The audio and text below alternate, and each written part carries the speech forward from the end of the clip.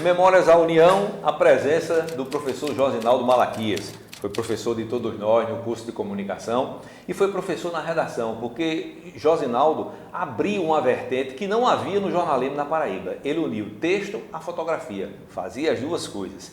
Josinaldo, como é que você chegou à União? Como é que começou a sua história aqui com o jornal? É uma longa história. Eu cheguei na União, eu costumo dizer, pela graça de Deus, e em segundo lugar, por Frutuoso Chaves.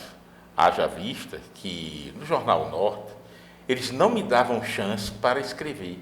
Partiam do pressuposto de que se eu escrevesse, perderia o fotógrafo. Então Frutuoso chegou e disse, não, você vai escrever aqui. Frutuoso era o quê? Frutuoso Chaves era o chefe de reportagem? Ah, tá. Ele já sentou aí nessa cadeira, já conversou com a gente. Aí chegou e disse, aí eu falei e vim conversar aqui com o doutor Murilo Sena, que estava fazendo aqui, que era muito rigoroso, de quem ainda eu admiro muito. Diretor administrativo. E me tornei amigo.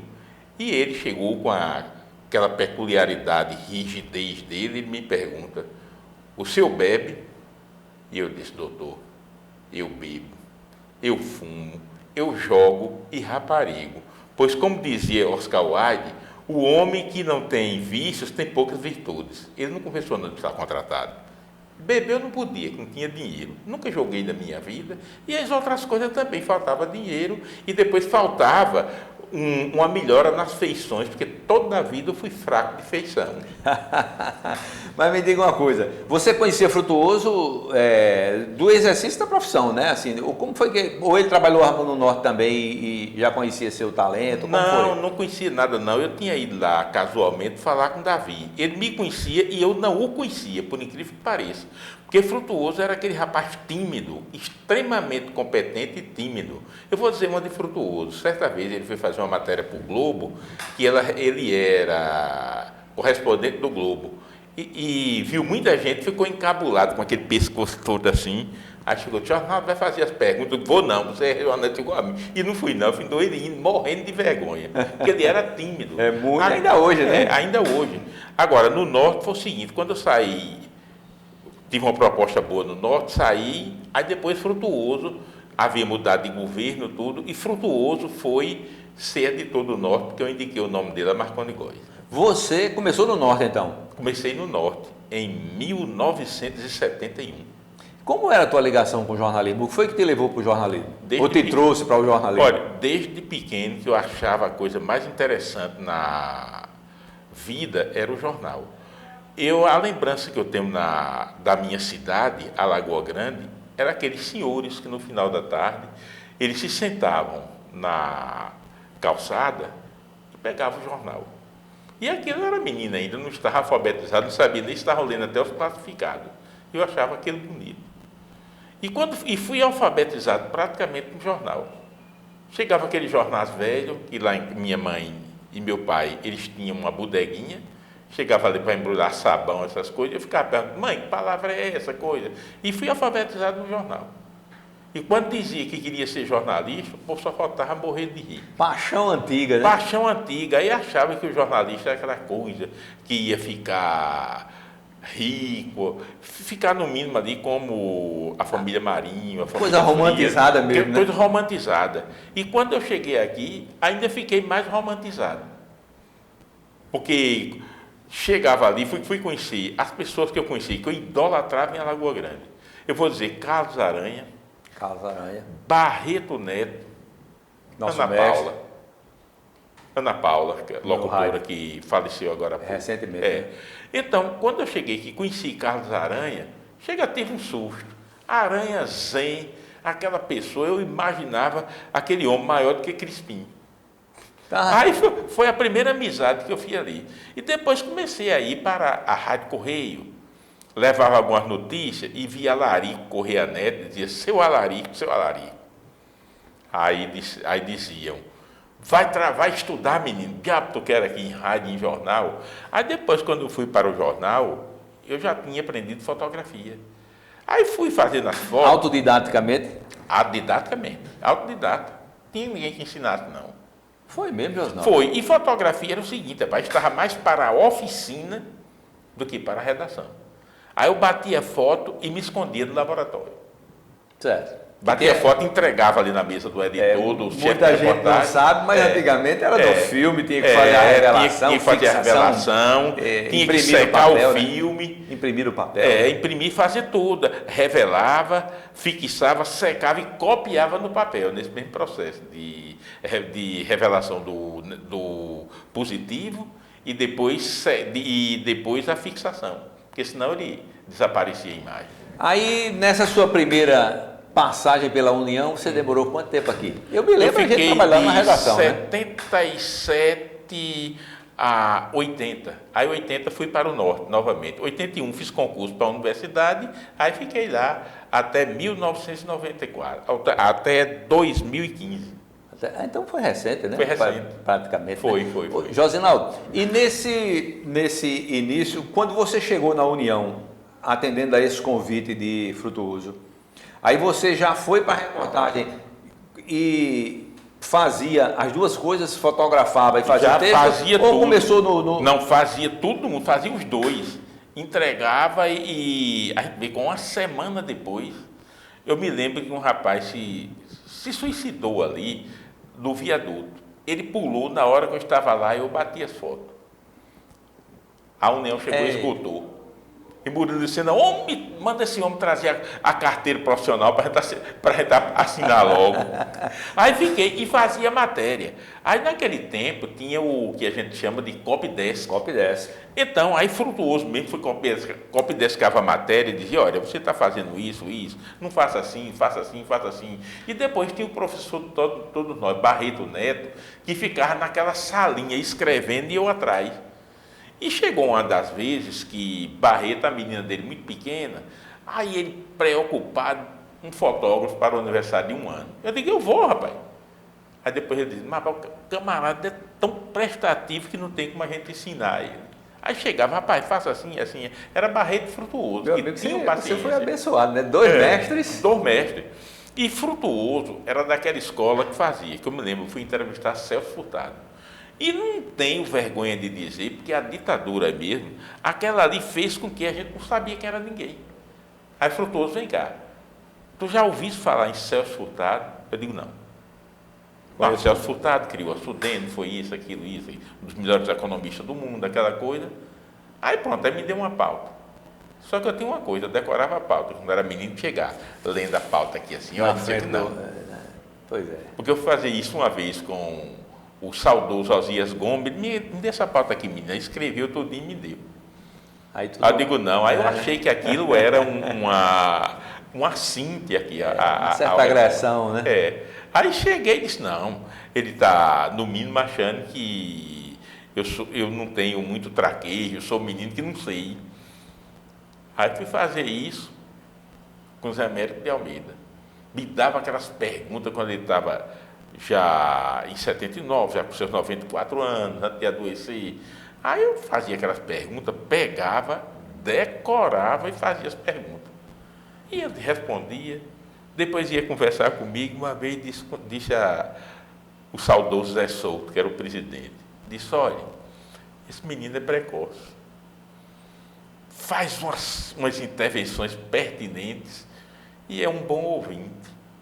Agora, só que eu não sabia o que ele estava perguntando a mim, nem conversando, não sabia o que dizia, não. Ficava só escutando. Porque diante de um nome como José Américo, a pessoa, qualquer pessoa que tenha uma veleidadezinha intelectual, ia fazer o quê? Ia só admirar, não, né? Agora, só que era aquele tempo que quando falava Zé Américo, vocês se lembram, faziam, batia na madeira para tirar o azar. Porque tinha essa estupidez. E não sabiam que ele foi um dos autores que contribuíram para o modernismo da literatura brasileira. O regionalismo, né? O regionalismo romance, foi criado por ele e Zé Lindo Reis. Zé Lins. Todos dois aqui. Aí ninguém não queria admitir isso. Olhava ali as posições políticas de Zé Américo em 30, como coisa que ele não tivesse evoluído, como coisa que ele também não fosse o escritor que sempre foi e eternamente será. Josinaldo, você começou na União, deve ter começado pela geral, né? Não, eu nunca quis outra coisa, não. Eu fazia no sempre nos fins de semana era coluna social. Era o glamour. Tanto fiz com o Ivonaldo, que foi quem me chamou mesmo para a redação. E quando eu cheguei na redação, eu me apaixonei mesmo pela geral. Pela geral. Porque era aquele pau para toda obra, não, né? Não, rapaz, era aquela coisa que uma música que Alcione cantava na época, que dizia o triste retrato da vida, o triste retrato, estampa no jornal O Dia, junto do riso da sorte de quem ganhou na loteria. Chega e me arrepio, que eu vivia isso. Uhum. Olha, para você ter uma coisa, conceito de homem, conceito de masculinidade de cara macho. Eu vou dizer como foi que me disseram isso. Houve um assassinato, um homicídio, lá na antiga Maceió Pinheiro, zona de Baixo Meretrício. Certo. Antigo comércio também, né? E o menino, ali já estava na decadência, né? No crepúsculo. Uhum. Aí o repórter policial me chama, aí eu vou. Você lembra quem era o repórter, o colega? Marconi Edson. Marconi Edson. Eu já fui incitado, pensando que as prostitutas lá tocavam piano, falavam francês. Ô desilusão danada. Quando eu cheguei lá, primeiro houve uma coisa chamada evisceração. Porque quando houve aquela facada muito grande e as vísceras saíram assim com um negócio com uns 2 metros. Eu fotografei aquilo e entrei em choque. Ô cena. Entrei em choque, fotografia, entrei em choque. Aí entrei lá dos Lupanares e cheguei perto da dona. Eu só me lembro que a dona, assim, depois eu fiquei conhecendo, era que chamava assim, Lourdes Fodinha mesmo. Sim. Então Lourdes era aquela mulher gorda, que quando a gente vê um filme de Fellini, fica pensando que ele vai exagerar na vida. Então quando eu cheguei lá, aquela mulher ali, com aquele cabelo de tanta cor, não tinha mais nenhuma cor, era vermelha, azul, não sei que cor tinha. Aí eu olhei para ela, aí tu bota uma cana. Nunca tinha bebido na minha vida, tomei uma, bota e outra. E disse, quanto é? Ela disse, não é nada não. E eu saí em choque e Marconi Edson morrendo de rir. Agora ele virou um hominho, viu um negócio desse, tomou cana. Pronto. Tá aí? Olha aí, foi que tu conseguiste. Ô, Josinaldo, mas então, eu me lembro de um episódio ali envolvendo você, parece que foi numa cobertura esportiva. Foi. Que você se envolveu. Você se envolveu não, você registrou a foto e parece que a polícia não quis. Como foi essa? Parece não, isso aqui em 1975, no dia 31 de agosto, estava havendo uma decisão entre Botafogo e Alto Esporte. E a polícia, sem querer, começou a meter o cacete e estavam 8 soldados dando no menor de idade. E eu era atrevido, fui em cima e fotografei. Aí meteram o cacete em mim também, me levaram preso, tudo, mas quando eu menos espero, chega a direção do Norte. E o fato, eu fiquei ainda um dia internado no antigo hospital de pronto-socorro, porque foi uma coisa grave, e o fato foi noticiado. Vai ver que é daí que tu deixasse prejuízo. Não, nunca tive não, agora aí fez com que eu perdesse mais. Eu me lembro dessa história, embora em 1976 eu ainda não fosse jornalista, eu comecei em 80 na União. Mas só para dizer que é novo. Não, novo, que história, coordenando um projeto desse. Entendeu? Mas eu me lembro da história, porque minha mãe era leitora de jornal e a gente tinha o jornal todinho em casa, o Norte, eu me lembro muito bem disso. E eu me lembro daquela confusão, e a direção do Norte foi uma briga danada, né? Foi. Eles tomaram a câmera, quebraram a câmera, Quebraram a câmera, foi? Eu me lembro. Foi. E tinha um negócio ali, eu sempre aprendi pela vida a andar com 2 filmes. Aí quando chegaram lá na polícia, teve um oficial que disse, olha, me deu o filme, eu digo, eu só posso tirar o filme no escuro. Aí realmente tirei o filme, mas entreguei um filme virgem a ele. Aí quando a direção do jornal chegou, eu entreguei o filme com as imagens. Quer dizer, teve a sagacidade. Não, a gente já tinha as coisas. Porque eu lia muito e me inspirava muito num rapaz que era uma estrela, nunca o conheci, chamado Domício Pinheiro. E depois tinha outro que me ajudou muito, Clodomir Moreira, que foi até, não, Cláudio Bezerra, que foi até diretor dos fotógrafos da Veja. E ele dirigiu o Placar também. Uma vez eu cheguei aqui porque eu toda a vida detestei fotografar futebol. Porque eu não gosto de futebol. E eles me colocavam para fotografar. Mas é uma coisa com o futebol, não com o esporte, né? Com o futebol somente, porque eu gosto de artes marciais, por incrível que pareça. Uhum. Judô, karatê, jiu-jitsu, eu gostava sempre dessas coisas. Certo. Para o povo me chamar de cababista e doido. É. Aí cheguei lá, estava num jogo aí no Almedão, e eu fotografando, né, quando eu olhei, vi aquele nome, Clodomir Bezerra. Aí gelei. Comecei a passar por perto, disse, é uma Zé Pentax, né? Eu digo, rapaz, o jornal não tem condição de com. E comecei conversando, ele disse, dá para você. Eu posso ir no seu jornal passar umas fotos pelo telefone, porque se passava foto pelo telefone, minha gente, e recebia foto pelo rádio. O pessoal fica até pensando que era em comunicação. Quando eu dizia isso, o pessoal dizia que eu estava mentindo. E hoje a gente vê a internet que está mais. A turma dizia que estava lendo livro de online, reportagem, era. Então, eu disse, é um prazer. Arrastasse o cara para. Aí ele chegou e disse, olha, eu vou lhe ensinar aqui umas coisas. Você permite? Eu digo, rapaz, é uma honra. Aí ele disse, olha, você está se posicionando errado. Tira esse flash. E começou a ensinar mesmo. Tá aí. Aí eu fui para lá. Tu é um predestinado, né? Porque é só, até Frutuoso, Barreto, Carlos Aranha. Só esse pessoal. Só esse pessoalzinho. E cheguei uma vez, meu sonho era conhecer Mino Carta.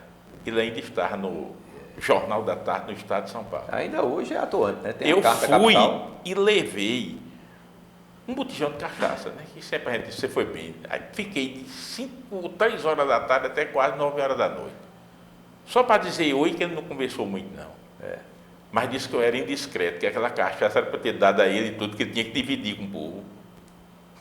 Aí foi, aí olhou e disse, olha, eu só sinto, porque hoje eu não sou mais menino, eu queria, uns 20 anos atrás, uma pessoa feita por você para lhe mostrar como é que se faz um jornalista. E eu via, prestava atenção, conheci também lá o José Nicodemos Pessoa, o Pessoinha, que é de Santa Rita, e depois Moacir Japiaçu, também, que é daqui de João Paraibano, Pessoa. né? Exatamente. João Pessoa. Aí conheci esse povo. Uhum.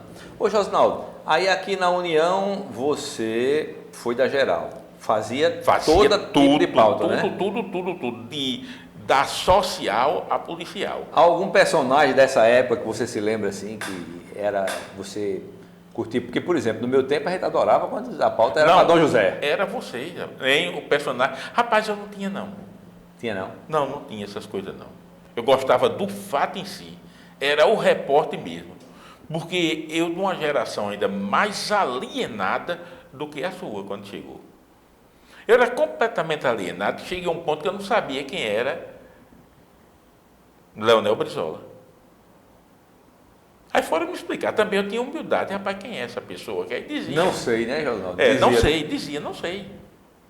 Não era aquele negócio de querer ser uma coisa que não era, não sei. Eu me assumia. Teve aqui um jornalista uma vez que eu fui chamado, que eu fiz umas fotos, e fui chamado para a Polícia Federal com a matéria lá para explicar. Eu de menor, aí o professor, o jornalista disse, vem cá, meu. Olha, você tem uma coisa. Eles não vão fazer nada com você, é só para você entregar. Você tem uma cara de imbecil. Eita! Que vai lhe facilitar muito. Diga aí. Você chega ali e diz aí qual é a função da fotografia, tudo, e ainda hoje eu utilizo essa cara de imbecil e me dou tão bem. Mas você chegou por exemplo, a trabalhar em uma editoria mais específica, cultura, não, educação? Eu fazia tudo, agora eu gostava de cultura. Que uma vez, Gonzaga Rodrigues disse mesmo, é um desperdício um rapaz todo, porque naquele tempo que você sabe que tinha que tocar, tinha que jogar nas 11 posições. É verdade. Ele dizia, uma pessoa dessa era para estar na política, sendo repórter político, mas eu não gostava daquele ambiente. Não gostava dessa assembleia. Não, aí eu não gostava, não gostava não. Eu preferia estar na rua mesmo, fui da rua. Porque quando eu cheguei aqui de Alagoa Grande, não gosto porque eu não me lembro nem dessa história do que passei. Mas cheguei aqui, rapaz, olha, trabalhando nas condições mais adversas. Quando eu chego aqui, que vou ser fotógrafo no começo do que saía para cumprir aquela pauta, saía andando pelas trincheiras, que as trincheiras eram outra, era uma coisa bonita, eu ficava extasiado e dizia, isso aqui é emprego, eu sou pago para andar na rua. Então eu era aquele que saía ali do Jornal Norte, ia lá para a Prefeitura Antiga, da Prefeitura Antiga eu ia para a Central de Polícia Antiga, e depois para o Centro Administrativo e voltava, a pé. Pois é, não tinha esse negócio de carro Não, né? Eu só vim saber o que era isso depois que estava aqui no Jornal União, não foi nem no Norte. E aqui realmente... mesmo, quando eu estava em coisa, aí teve um dos diretores, e eu dizendo, rapaz, tem duas meninas aqui excelentes. Uma era a Silvana Sorrentino, e a outra Aninha Sá. Sabe o que eles disseram? Não, pai, a gente não quer mulher, não. A gente quer homem. Aí depois eu descobri, porque homem, num local desse aqui, eu acabo de dizer, vai ali na gauchinha à noite, eu acabo ia a pé e fazia as fotos e voltava. Mulher não podia. Silvana, inclusive, chegou a ser diretora técnica aqui. Foi. Né? Silvana e a Aninha está em Brasília. Está em Brasília, né? Eu acho que no Correio Brasiliense. Não sei. Não. Na última vez que eu a vi, foi lá. Ô, Josinaldo, tu te lembras de alguma reportagem, afora esses casos específicos aí, você conheceu o Clodomir, a questão da matéria do futebol lá, da polícia, da intervenção policial de forma violenta, mas que outras coisas você se lembra de que você participou aqui na União? Não, rapaz. Alguma reportagem especial, por exemplo, no interior, com seca? Não, rapaz, tinha muito seca. Tem muitos que é difícil a gente especificar. É difícil mesmo, mas tinha muita coisa ali que eu fazia, porque a União, ela dava panos para manga. Certo. Você quer dizer o que com isso? Pano para manga, assim, eu era livre. Aí eu fazia aquela coisa, não podia, obviamente, sair da linha editorial do jornal. Então foi quando eu derivei para a cultura, para até mesmo uma antropologia intuitiva, e comecei a fazer o que se dizia assim, reportagem de caráter humano. Certo. Uma das coisas que me marcou, eu não sei nem se é vivo, tinha um cidadão que na vendinha da minha mãe, ele deixava as coisas para trabalhar no outro dia, aquele camelô de remédio. E vendia uma coisa chamada catuaba Padre Cícero. E o slogan era, levanta o homem cansado e regula a mulher fraca. E ele fazia aquela propaganda, eu achava aquilo bonito. Ele deixava Deixava lá em casa, lá na vendinha. Quando era na vendinha, porque eu não entendi quando você falou. Na vendinha. Aí pegava de manhã, ficava em frente à vendinha, botava aquele alto-falante, ficava lá de paletó falando. Olha isso aqui, só o bordão. Só não dá cabelo a careca, braço a cotó, nem vergonha quem não tem. Mas é para o homem o homem que se abaixa faiai, se levanta faiui, vai acender o cigarro, queima o bigode, e aquela coisa. Aí eu fui gravando isso. Aí quando é um dia, Nunes chega perto de mim e diz, Josinaldo, sabe quem está no Mercado Nunes, Central? Né, o repórter. Zé Nunes. Aí diz, sabe quem está lá na rua? Apolinário. Mas menino, não contei história, peguei o carro, fui voando, aí cheguei perto dele, já estava velho, uma barba grande, com a máquina fotográfica, ele ficou todo desconfiado. Eu disse, o senhor está me conhecendo? Não, senhor. Eu sou aquele menininho, mas pronto, o homem criou alma nova. Isso é um menino que apreciava minhas propagandas desde que era pequenininho. Se eu fosse um homem safado, um caviloso, ele tinha me pegado, levava preso, me dava uma tapa, uma coisa, porque eu sou um homem sério. Daí eu fiz a matéria aqui, saiu. Levanta o homem cansado e regula a mulher fraca. E outras que já foram em outros jornais que eu fiz. Uma que teve uma vez também de uns ciganos que estavam se matando. Porque o cigano é o seguinte, às vezes, quando ele fica, aqueles dissidentes que estão muito bem e saem da tribo, às vezes findam assassinados. É uma briga. Olha, é uma coisa que a cultura cigana, eles são muito violentos. Então, aí lá vem a tribo. Quando eu cheguei lá no Diário da Borborema, eu disse, rapaz, eu vou fotografar aquilo. Aí, até o saudoso Itamar Cândido, foi presidente da União. Foi daqui. Aí Itamar disse, Nicolau, quero fotógrafo lá, bata uma foto de Josinaldo, que ele vai morrer lá. Eu fui com o motorista com medo. Eu digo, para aí, rapaz. Quando cheguei lá no acampamento, aí fui sozinho, com a máquina fotográfica, o gravador, coisa que eu sempre digo. Não minta aqui dizendo que é outra coisa, que todo mundo sabe. Você é repórter, uma coisa. Aí eu cheguei com o gravador, com a coisa, todo mundo vendo. Aí estava lá o chefe, o Garjão. Carlos Garjão. Garjão. Garjão, por isso que vem Garjo. Sim. Essa corruptela. Certo. Aí cheguei lá, um velho. E antes de eu dizer alguma coisa, eu falei assim, mas, olha, uma coisa ali, eu tem nada a ver, mas o senhor parece muito meu avô, parece porra nenhuma. Sim. Chega a dar vontade de a gente dar a benção, porque o senhor é um homem sério, tá vendo aqui e tudo. Olha, eu sou repórter. Fizesse bem o arrudei, né? Olha, e o senhor vê aqui aquela coisa, a gente vê aqui o senhor, que é um homem de bem. E por isso que eu sou repórter, queria ouvir a sua versão. Porque às vezes o povo distorce por não conhecer. E comecei a conversar. Pouco tempo depois eu vi aquelas crianças chegando perto de mim, eu digo que está dominado. Pronto. Estou em casa. E a reportagem do ano. E assim a gente vai terminando, porque eu sou, olha, se você puxar conversa comigo, eu às vezes digo aqui, eu disse, olha, eu sou negro com muito orgulho, mas me dê dinheiro, mas não me dê muita liberdade não, porque senão eu fico fazendo vergonha. Josnaldo, então você chegou na União na época em que o processo estava migrando do quente, do linotipo, para o offset. Não, a União já... Olha, essa migração foi feita em 1974. Quando eu cheguei, você chegou 2 anos depois, né? Quando eu cheguei, cheguei 3, a União já era referência. Já era referência com o melhor parque aqui do estado da Paraíba, o melhor parque gráfico do estado da Paraíba. Depois apareceram alguns concorrentes, mas já foi o melhor parque gráfico. E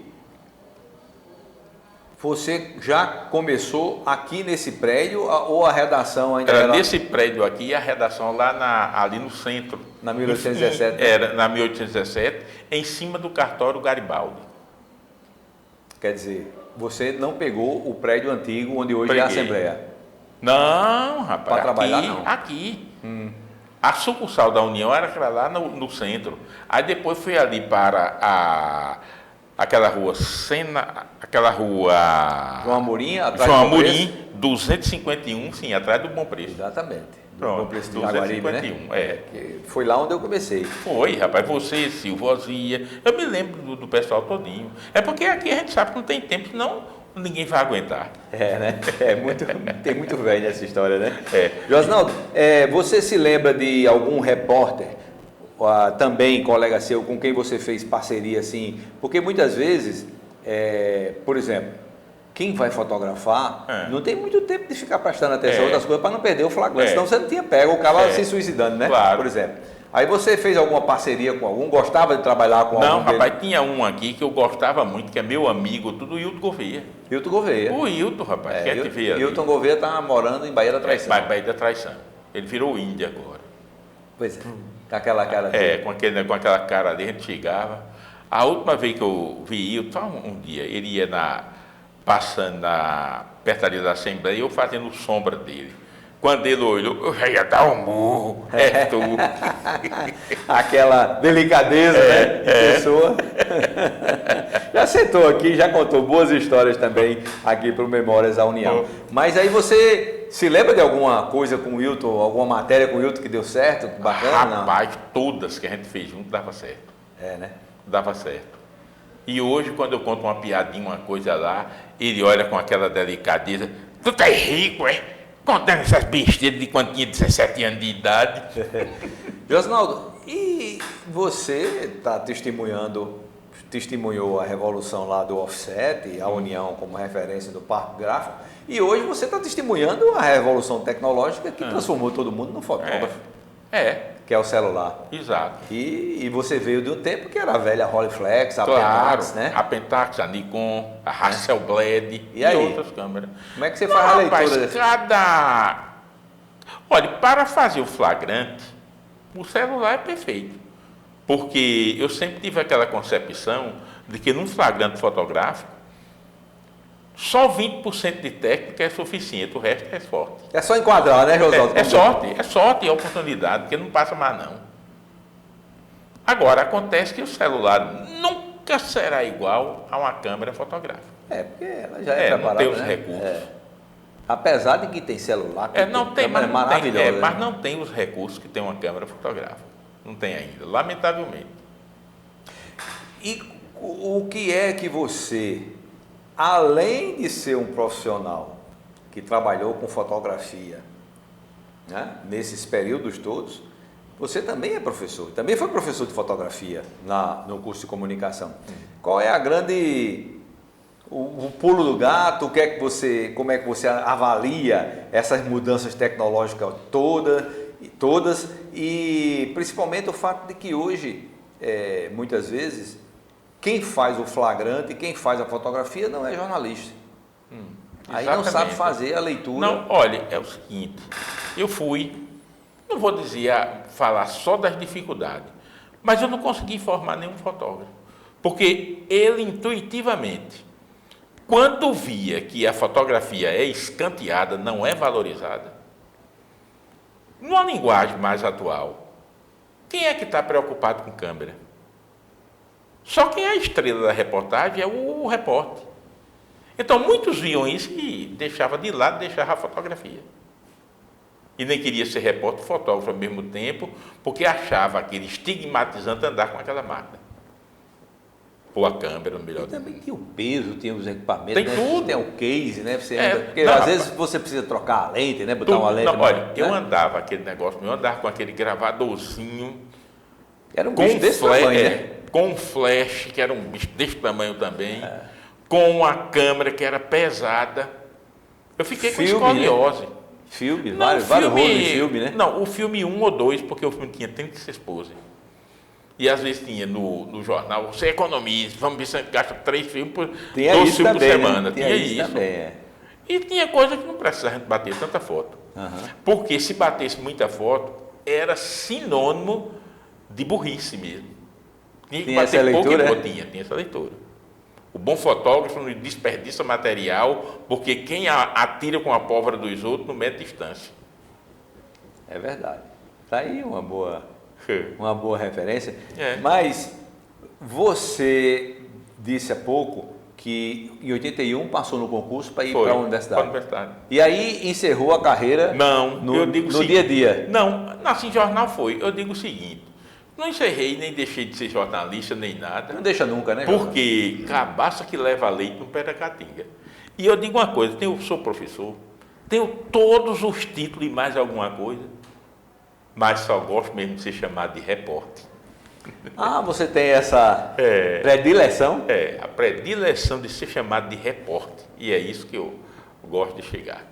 Quando eu era muito criança, só assim, menino, iniciando mesmo no jornalismo, o saudoso Carlos Romero chamava carinhosamente de repórter quando ainda não era. Todo mundo era fotógrafo. E eu ficava tão feliz que ele não sabia o quanto me deixava feliz de chamar de repórter. E hoje é a única coisa que eu digo, se fosse obrigado a exigir, eu digo, existe, me chamo só de repórter. Tá aí. Nem jornalista. Repórter. Embora tenha passado mais tempo dentro da universidade do que nas redações. Claro. Porque foram quantos anos de universidade como professor? Rapaz, 34 anos. 34, né? Foi. E me aposentei com 42 anos de serviço, 9 meses e 27 dias. E no curso de comunicação você ensinou tudo, não foi? Tudo foi disciplina. Tudo que passava, assim, as cadeiras, peguei e passei a botar.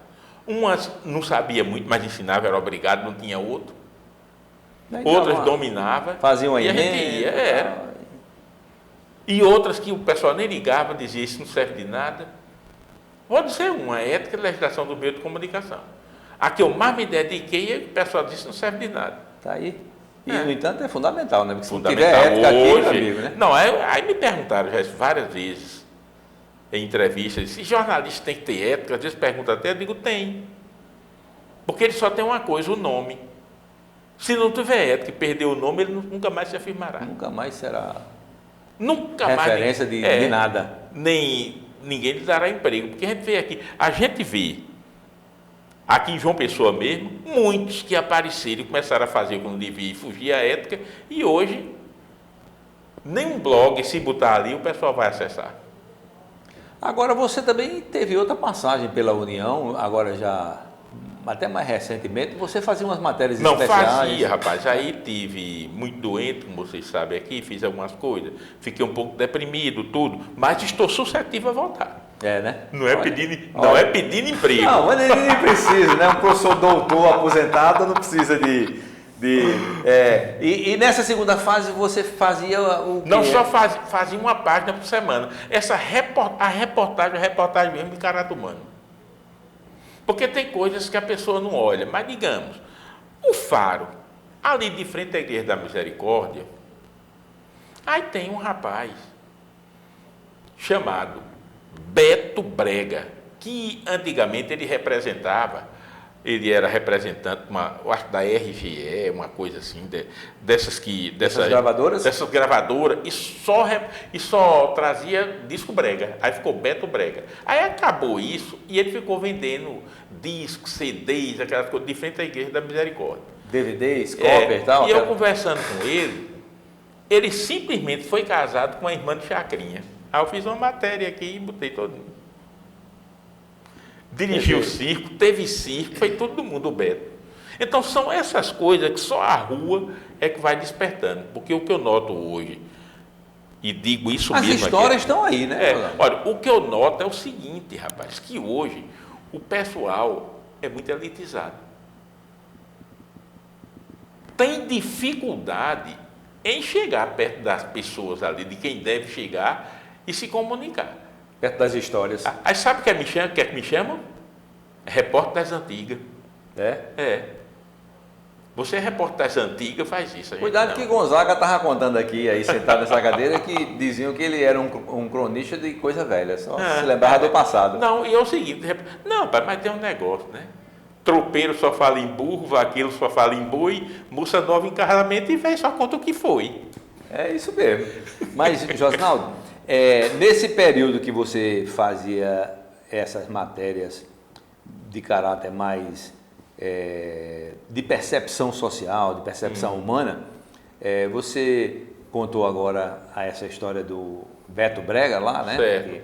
E qual era assim o grande objetivo? Porque além de contar a história, né, tem sempre um detalhezinho que chama a atenção da gente para produzir o material, né? Como é que você fazia essa seleção? Como é que você, na rua mesmo, caminhando e cheirando, parejando, como diz? Isso é o faro. Porque a dica prática que eu dou para qualquer pessoa é o seguinte: você contou uma história, disse uma coisa, a pessoa prestou atenção, pode explorar esse assunto, fazer uma reportagem que você vai fazer sucesso. Vai dar certo. Vai dar certo. Porque todo mundo, até você ficou curioso aqui, Beto, uma dessa reportagem. E muita coisa que eu passei por aí. Como outro aqui conhecido, vou dizer assim, porque vocês sabem que eu gosto de tirar umas escalas no acordeon. Certo. E no sax também. Então, aí tem um rapaz aqui, ninguém nunca soube. O cara é manso, o cara é barbeiro, amola alicate, ele é eletricista, um bocado de coisa.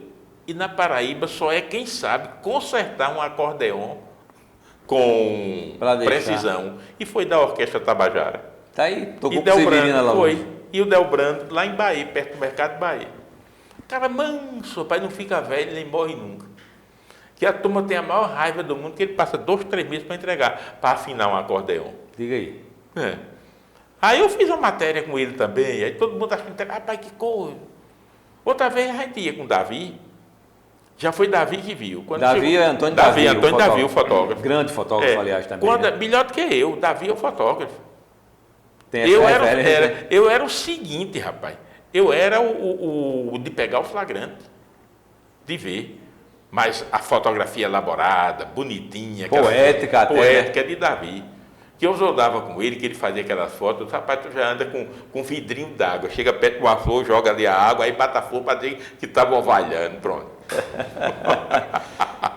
Josinaldo, durante esse tempo que você passou na União, você teve algum problema com relação a... Não, essa matéria aqui não vamos fazer não, não, esse texto não está É a exceção das Olha, correções não cultura. tive esse problema, sabe por quê? Porque eu sabia estritamente qual era O a caminho a linha seguir. editorial e não dava problema. É tanto que me soltavam, por isso que eles me soltavam, pode fazer que eles sabem.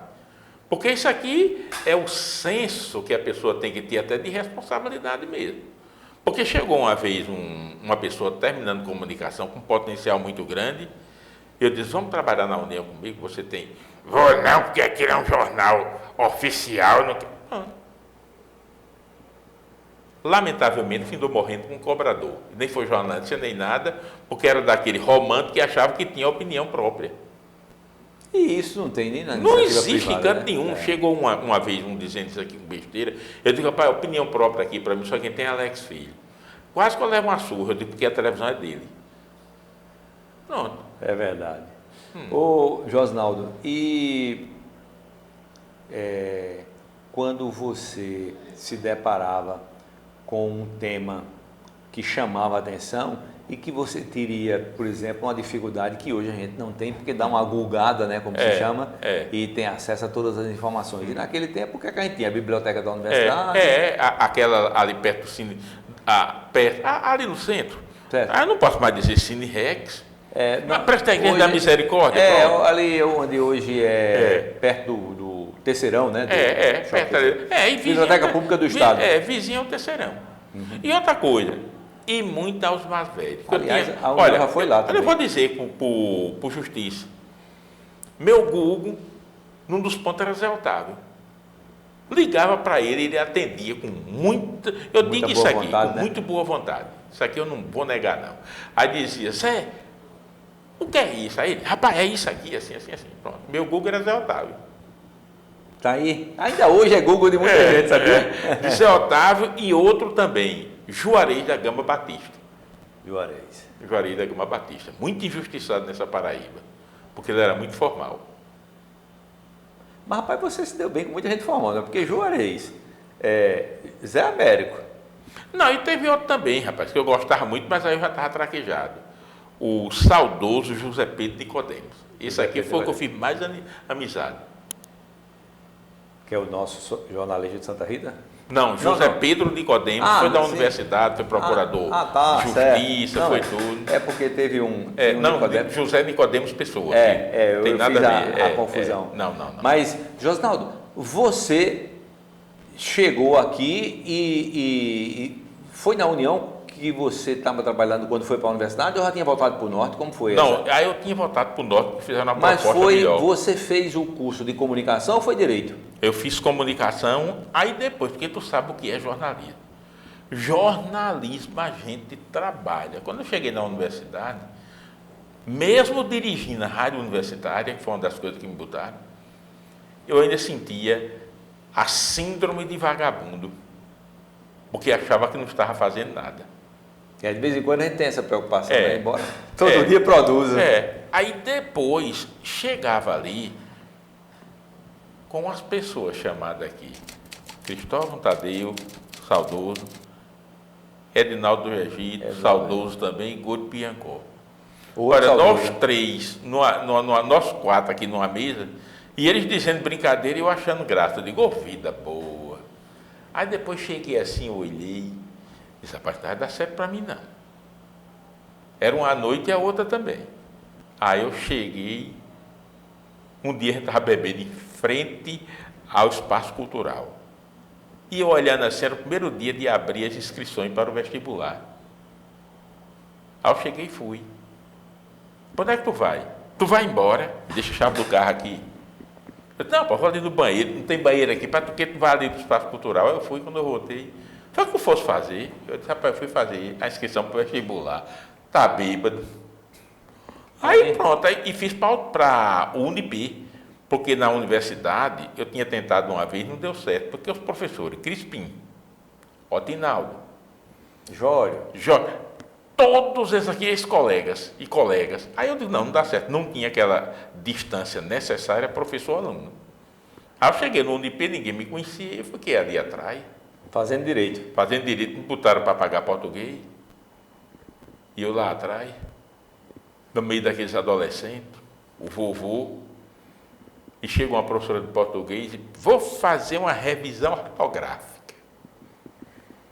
Para não dizer ditado. Primeira palavra, aí fez insouço. Aí eu lá atrás, professora, pois não.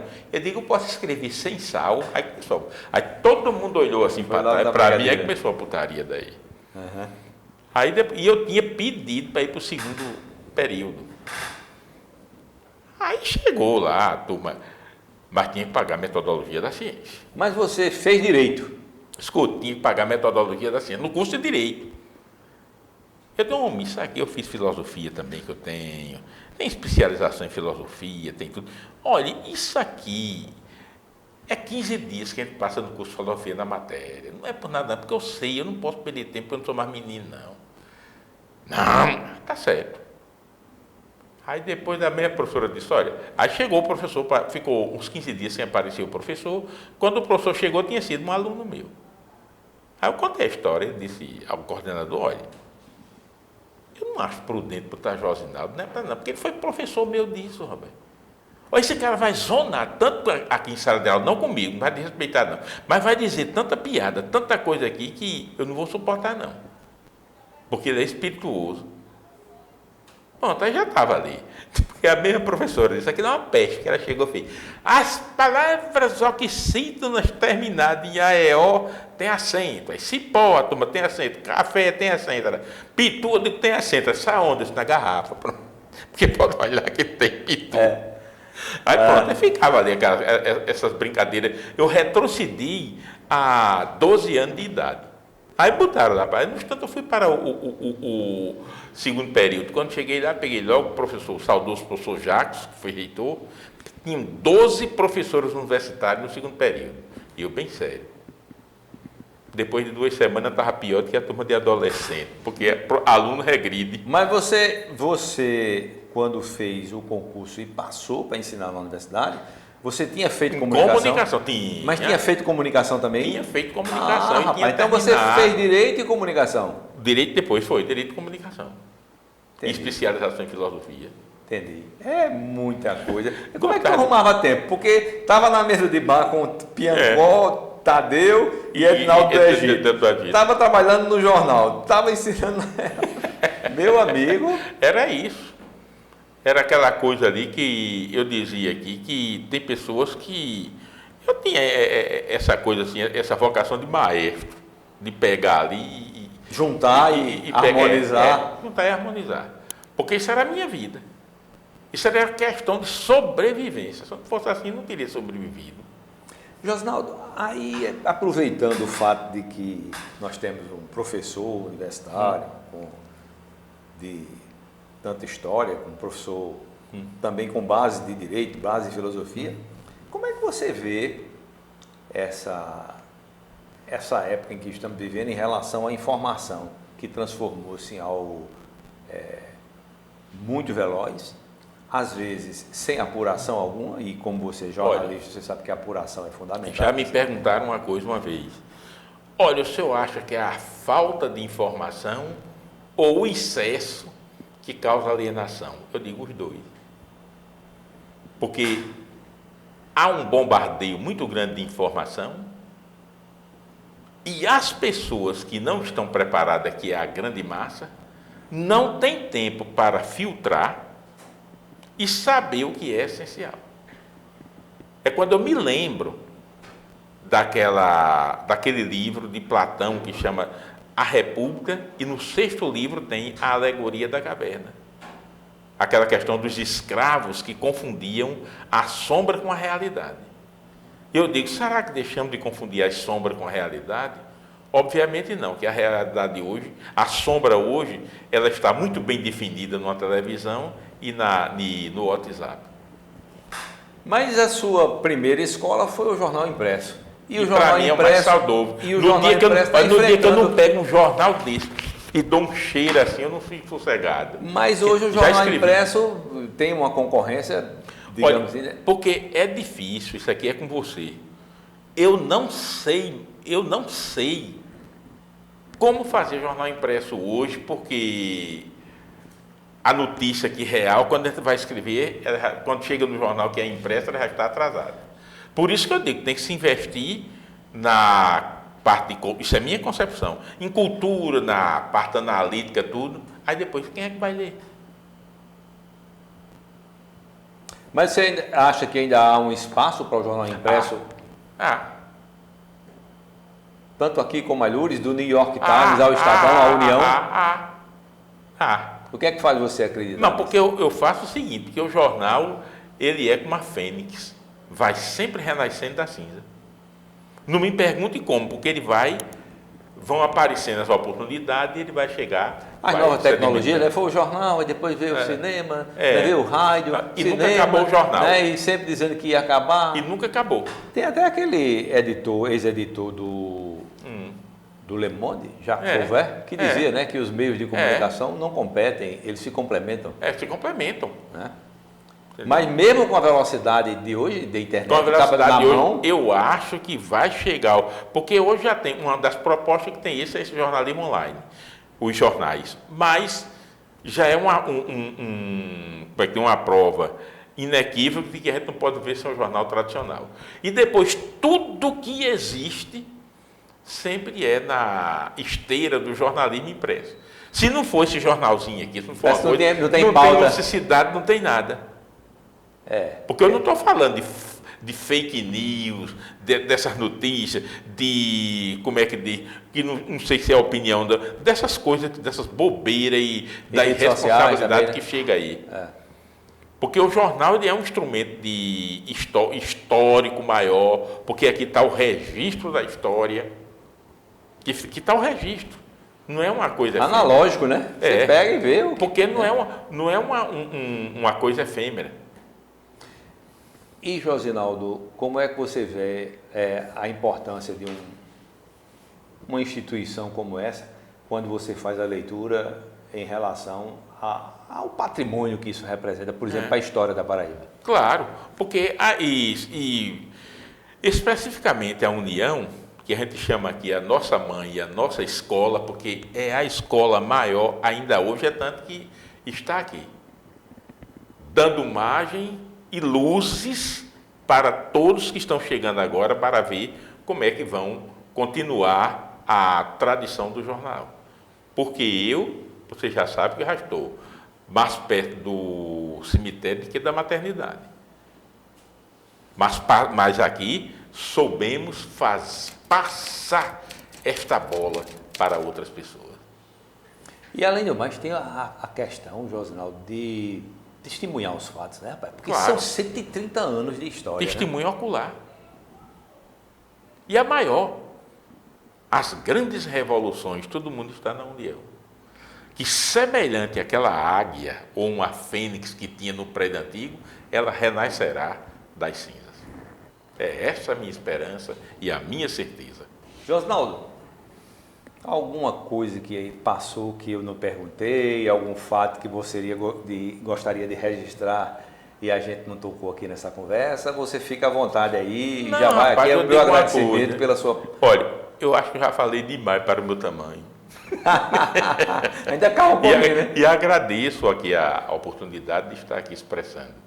Ok. Muito obrigado também pela sua participação e a você, até a próxima edição do Memórias da União.